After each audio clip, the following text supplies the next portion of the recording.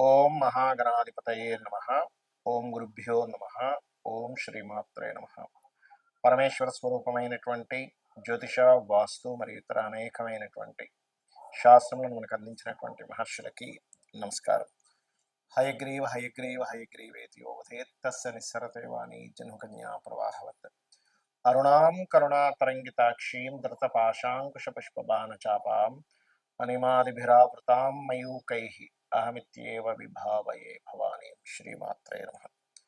ప్రేక్షకులకి లలితాంబిక అమ్మవారి యొక్క అనుగ్రహం పరిపూర్ణంగా కలగాలని మనస్ఫూర్తిగా కోరుకుంటూ, నన్ను చాలామంది అడుగుతున్నటువంటి ప్రశ్న ఏమిటంటే, ఏమండి కనీసం ఈ విశ్వవసు నామ సంవత్సరంలో అయినా సరే మేము ఫైనాన్షియల్గా ఎదగాలంటే ఒక్క టెక్నిక్ చెప్పండి కనీసం మా లగ్నం లేదా మా రాశి వారికి, ఎందుకంటే అన్నిటికీ కూడా ధనం మూలం ఇదం జగత్ కాబట్టి అని అంటూ ఉన్నారు. అయితే నేను ఇందులో ఆదాయం ఒకటే కాదు, అంటే మనకి ఆరోగ్యము, రుణరోగ శత్రు బాధలు కూడా తగ్గడానికి ఏమిటి, అదేవిధంగా ఫైనాన్షియల్గా పెరగడానికి ఏమిటి అనే విషయాలు నేను మీకు చెప్తాను. అయితే ఈ విషయాలు చెప్తుంది నేనైనప్పటికీ కూడా చెప్పిస్తుంది సాక్షాత్ లలిత అమ్మవారిగా భావిస్తూ ఒక్కొక్క లగ్నం గురించి తెలుసుకుందాం. సింహలగ్నము, సింహరాశి.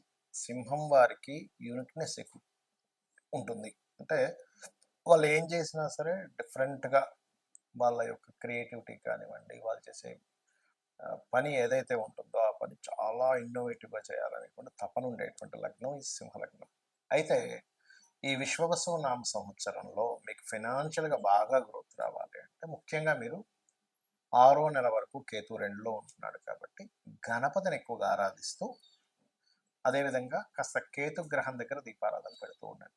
ఇక 6వ నెల తర్వాత ఎలాగో మనకి లగ్నంలో కేతు వస్తాడు. అయితే ఇక్కడ ప్రతి లగ్నానికి ధనాన్ని ఇచ్చే కారకుడు, ధనయోగాన్ని క్రియేట్ చేసేటువంటి మంత్రము ఒకటి ఉంటుంది. అది ఎలాగా అంటే, ధనాన్ని ఇచ్చే కారకుడు సహజంగా మనకు చూసుకున్నట్లయితే లగ్నం నుంచి 2వ అధిపతి బుధుడు. అయితే ఈ బుధుడు ఉన్నటువంటి స్ట్రెంగ్త్ని బట్టి చాలామంది ఏమనుకుంటారు, ధనాధిపతి బుధుడు కదండి, నేను వ్యాపారం కనుక చేసినట్లయితే ఇంక నేను వ్యాపారంలో అద్భుతంగా వెళ్తాను అనుకుంటారు. అలా అయితే సింహలగ్నం వాళ్ళందరూ కూడా వ్యాపారంలో అద్భుతంగా వెళ్ళాలి.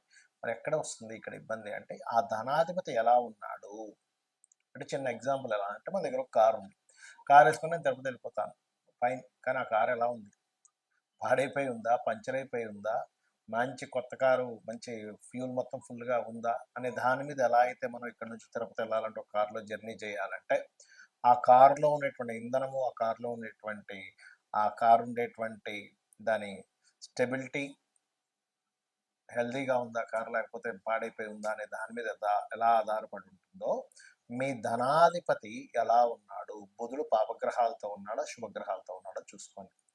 ఆ బుధుడు కనుక పాపగ్రహాలతో ఉంటే ఆ పాపగ్రహాలకి సంబంధించిన దేవతామూర్తులకి, ఆ పాపగ్రహాలకి ఏ గ్రహాల ద్వారా అయితే కనెక్ట్ అయ్యి అది పాడైపోతుందో ఆ గ్రహాలకు సంబంధించిన దానాలు ఇవ్వండి. ఎందుకంటే బుధుడు తొందరగా పాడైపోతాడు. బుధుడికి చంద్రుడికి ఉన్నటువంటి లక్షణం ఏమిటంటే తొందరగా కనెక్ట్ అయిపోతాయి. బుద్ధి అంటారు చూసారా, బుద్ధి తొందరగా మారిపోతుంది. అలాగే బుధుడు బుద్ధికి కారకుడు, వాక్కు కారకుడు కాబట్టి మరి యాక్టివ్ అవ్వాలంటే ఏం చేయాలి? ముఖ్యంగా ఓం నమో వెంకటేశాయ, ఓం శ్రీమాత్రే నమః, ఇది అద్భుతంగా పనిచేస్తుంది. అలాగే దీంతో పాటు మీరు కందులు గుర్తుపెట్టుకోండి, కందులు మరియు అదేవిధంగా బియ్యము, గోధుమలు ఈ 3 దానంగా ఇవ్వండి. ఖచ్చితంగా ఏమవుతుందంటే మీకు దోషము పోతుంది, ధనయోగం అనేటువంటిది మీకు కలగడం జరుగుతుంది.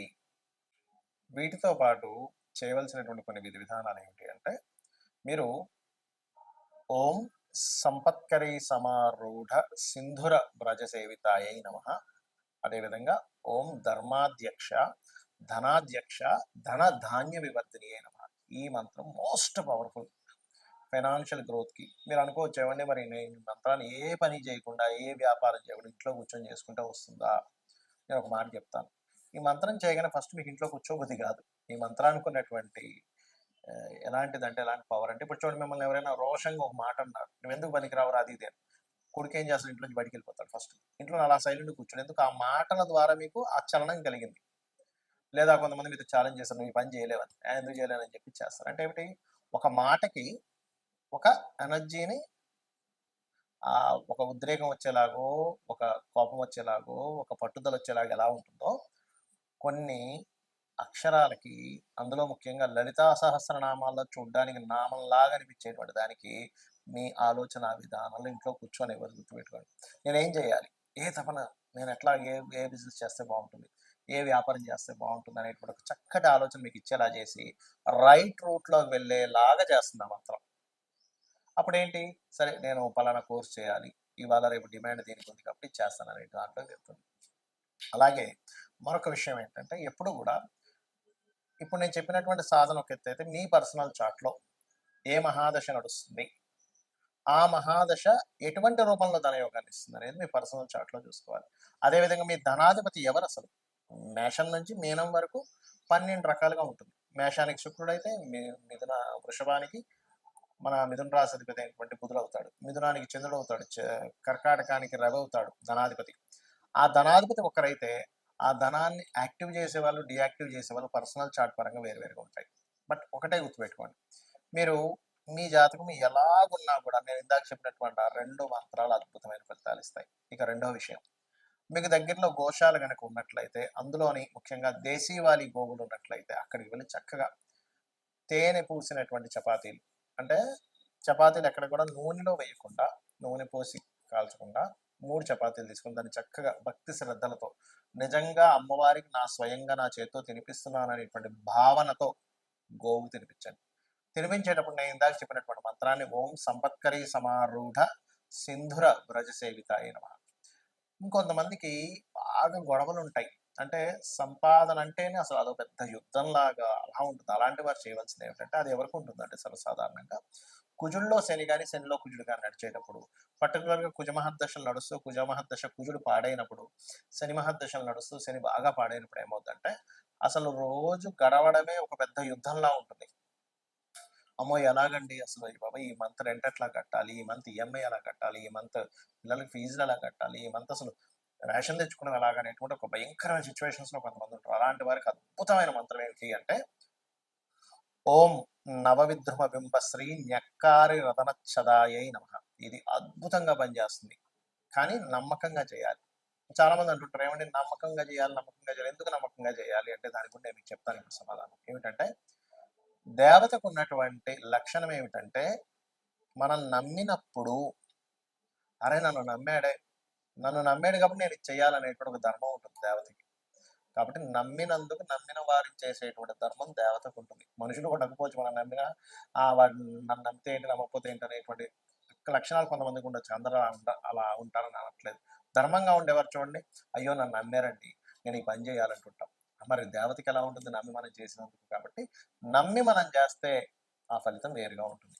ఇంకోటి ఏంటంటే దేవతను ఎప్పుడు కూడా ఒక తల్లిగాను తండ్రిగాను భావనతో చేసినప్పుడు ఏమవుతుందంటే తల్లికి తండ్రికి ఉన్నటువంటి గొప్ప లక్షణం ఏంటంటే వాళ్ళు మనకేదో చేస్తారు కాబట్టి చేయరు. అందులో ముఖ్యంగా తల్లి ఏంటంటే నేను చెయ్యాలి నా కొడుకు కాబట్టి నేను చేయాలనే భావనతో చేస్తుంది. కాబట్టి దేవతకి ఉన్నటువంటి లక్షణమే అది. తల్లిగా మీరు భావించేటప్పుడు, తండ్రిగా మీరు భావించేటప్పుడు చూడండి, జగత పితరౌ వందే పార్వతీ పరమేశ్వరం అంటాం. ఇప్పుడు దేవతని ఒక అమ్మవారు లలిత అమ్మవారే ఉంది. అమ్మా జగన్మాత నువ్వే నా తల్లివి అనేటువంటి తల్లి భావనతో ఎలా అయితే చేస్తామో తల్లికి పొద్దున్నే లేవగానే అమ్మ ఏమైంది నీకు? నీకెలా ఉంది? నీవు మరి టాబ్లెట్ వేసుకున్నావా? తిన్నావా? లేకపోతే ఈ ఈ కొని తీసుకురానా? అని అడుగుతూ ఉంటాం. అలాగే ఒక దేవత దగ్గర ఉన్నప్పుడు మీరు నిజంగా తల్లే ఉంది అక్కడ అనేటువంటి భావనతో మీరు ఎప్పుడైతే చేస్తారో సొంత పుత్రుడికి తల్లి చూడండి ఎంత చేసి పెడుతుంది.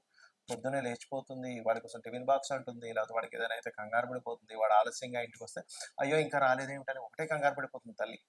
అంటే ఏమిటి ఆ మాతృభావంతో మీరు ఎప్పుడైతే అమ్మవారిని చూసారో, తండ్రి భావంతో ఎప్పుడైతే ఆ యొక్క పరమేశ్వరుడును, విష్ణువును మీరు ఆరాధించేటువంటి మహాగణపతులు ఎవరైతే చూసారో, ఖచ్చితంగా 100% మీకు ఆ దేవత తల్లిగాను, ఆ పరమేశ్వరుడు తండ్రిగాను మిమ్మల్ని కంటికి రెప్పలా కాపాడుకుంటారు.